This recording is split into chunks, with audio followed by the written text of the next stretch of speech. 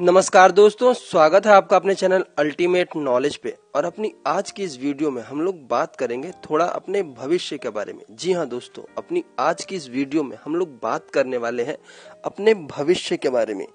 जानेंगे कि भगवान श्री कृष्ण और बुद्ध के अनुसार हम लोग कैसे अपने भविष्य का निर्माण करते हैं। भविष्य के संदर्भ में बहुत से लोगों के अपने अपने तर्क होते हैं। कुछ लोग कहते हैं कि भविष्य का निर्माण स्वयं भगवान करते हैं, वहीं पर कुछ लोगों का मानना है कि भविष्य इंसान के हाथों में होता है।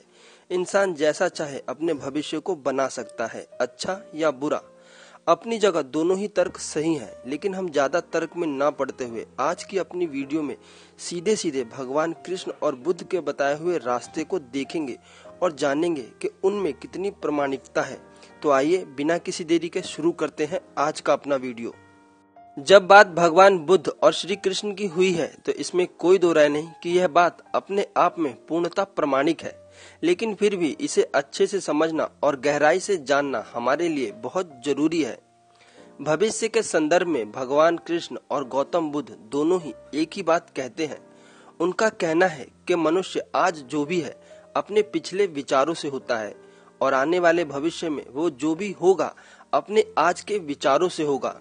अगर ऊपरी तौर पर हम लोग विचारों को समझने की कोशिश करें तो विचार हमें एक वस्तु की तरह नजर आते हैं, लेकिन हम लोग यदि थोड़ी गहराई में उतरे और इसे और अधिक सूक्ष्मता से समझने की कोशिश करें तो विचार हमें एक जड़ की तरह नजर आने लगता है।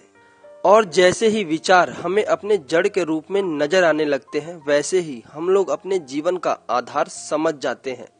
इसके लिए आप एक हरे भरे पेड़ को देखिए। उस पेड़ पर बहुत सी शाखाएं होती हैं, लेकिन वह शाखाएं सिर्फ पेड़ की नहीं होती, अपितु उस मिट्टी के अंदर धसे हुए उस जड़ के कारण होती है। यदि उस वृक्ष की जड़ें कमजोर हो तो पेड़ की टहनियां अपने आप ही टूट जाया करती हैं, या फिर भली भांति प्रकार से उस पेड़ पर टहनियां आएंगी ही नहीं। यदि पेड़ की जड़ मजबूत है तो वह पेड़ अपने आप ही मजबूत होगा, उस पर हरी भरी शाखाएं होंगी। कहने का अर्थ है कि एक नन्हे से जड़ को यदि अच्छे से सींचा जाए तो वह अपने जीवन में एक विशाल वृक्ष के रूप में परिवर्तित हो जाता है और उस पेड़ पे मीठे मीठे फल भी आते हैं। जैसा कि हम लोग जान गए हैं कि हमारे जीवन का आधार हमारे विचार है, तो हमारे विचार ही हमारे जीवन की जड़ होती है। इसीलिए भगवान कृष्ण और गौतम बुद्ध ने भी कहा है कि मनुष्य आज जैसा भी है वह अपने पिछले विचारों से है, और आने वाले अपने भविष्य में वो जैसा होगा वो अपने वर्तमान के विचारों से ही होगा। अब हम इस बात को अच्छे से समझ चुके हैं कि हमारे जीवन की जड़ हमारे विचार होते हैं, तो प्रश्न यह उठता है कि इस जड़ को कैसे अच्छे से सींचा जाए जिससे कि हमारा भविष्य बेहतर हो। वैज्ञानिक शोधों के अनुसार ऐसा कहा जाता है कि मानव मस्तिष्क के अंदर एक दिन में 60,000 विचार उत्पन्न होते हैं, और इनमें से 99% विचार नकारात्मक होते हैं और ऐसे होते हैं जिनका हमारे जीवन से दूर दूर तक कोई वास्ता नहीं होता। सिर्फ 1% विचार ऐसे होते हैं जो कि सकारात्मक होते हैं और हमारे जीवन से संबंधित होते हैं। बाकी के 99% विचार हमारे जीवन में किसी प्रकार के कोई महत्व नहीं रखते, लेकिन फिर भी यह विचार हमारे मस्तिष्क में उत्पन्न होते हैं। असल में ये इसलिए होते हैं क्योंकि इन विचारों को उत्पन्न करने वाले भी हम ही होते हैं। हम लोग जिस प्रकार के माहौल में रहते हैं, जिन चीजों को देखते हैं, जिन चीजों को पढ़ते हैं, जिन चीजों को सुनते हैं, वो हमारे अवचेतन मन में कहीं न कहीं जाकर के समाहित हो जाती हैं, जिस कारण से उनकी स्मृतियां बार बार हमारे मस्तिष्क में घूमने लगती हैं।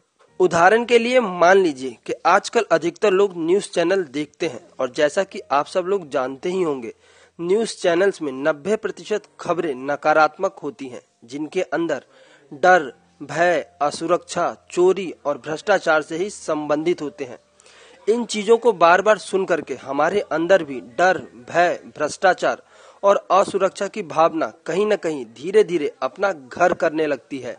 बहुत से लोग तो इंटरनेट पर भी जासूसी से संबंधित उपन्यास पढ़ते हैं, और उन उपन्यासों को पढ़ करके ऐसे लोग भी जासूस बन जाते हैं। उनके मन में बार बार जासूसी और शक संदेह वाली चीज और विचार ही उत्पन्न होते हैं। इसीलिए यदि आप लोग सकारात्मक पढ़ेंगे, सकारात्मक सोचेंगे और सकारात्मक देखेंगे तो इस कारण से आपके मन पर भी सकारात्मक प्रभाव पड़ेगा। यह बात आपके विचार और आपके भविष्य को सीधे सीधे तौर पर स्पष्ट कर देते हैं कि जैसा विचार आप अपने मन को देंगे, आपका मन भी ठीक उसी प्रकार से प्रतिक्रिया करने लगता है। यदि सरल शब्दों में कहा जाए तो आप अपने मन को जिस प्रकार के इनपुट देंगे, आपका मन भी उसी प्रकार के आउटपुट आपको देने लगता है। इसीलिए हम सभी को सकारात्मक सोचना चाहिए, सकारात्मक देखना चाहिए और सकारात्मक ही पढ़ना चाहिए।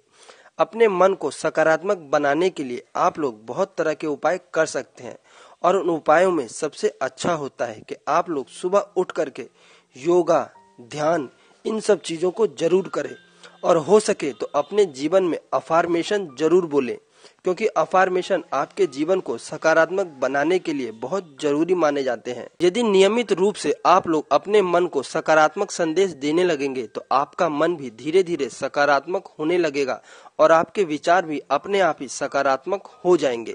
अपनी आज की इस वीडियो में इतना ही। आशा करता हूँ कि वीडियो में दी गई जानकारी आप सब लोगों को अच्छी लगी होगी। वीडियो देखने के लिए आप सब लोगों का बहुत बहुत धन्यवाद।